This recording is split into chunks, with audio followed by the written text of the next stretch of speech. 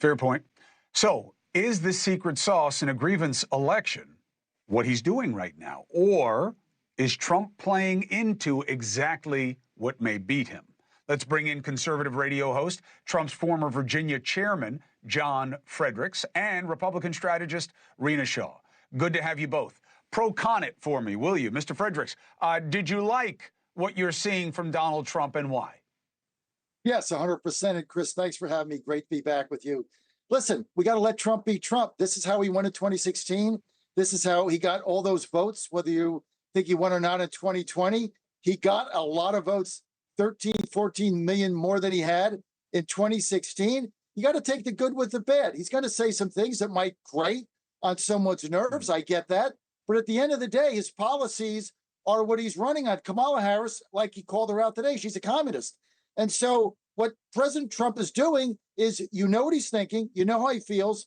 He's got the stream of consciousness out there. You got to let him be himself. You're not going to ever corral that. That's part of the appeal to average working people of Donald Trump, because it's like sitting at your kitchen table. No other politician is ever going to do this again, not before him, not after him. And that's the connection that President Trump is able to have with working class people that feel that he understands their plight and he talks plainly. You want to contrast that with Kamala Harris? She's not had a press conference in 3 weeks.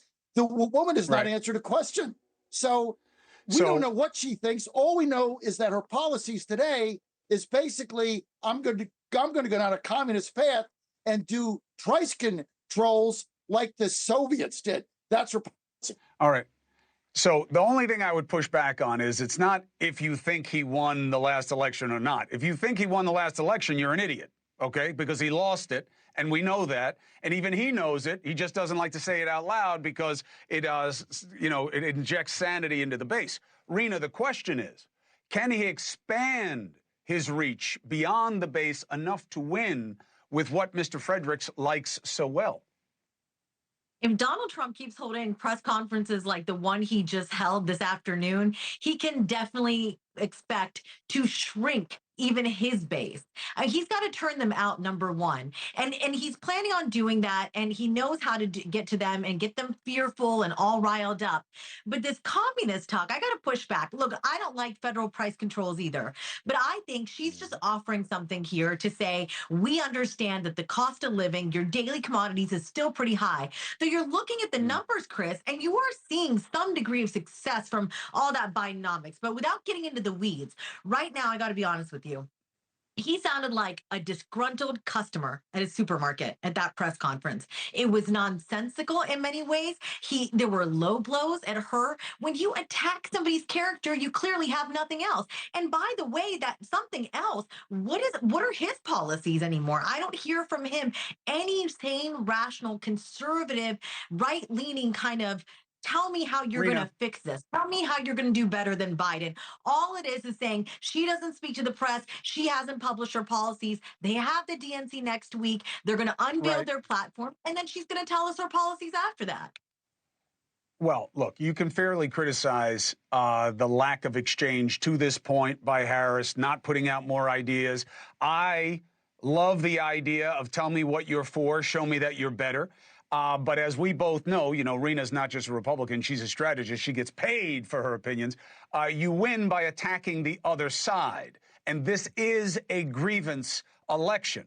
And that's why it may be tough for the incumbent or the incumbent party to hold in. But from Mr. Fredericks, let's look at it from that perspective.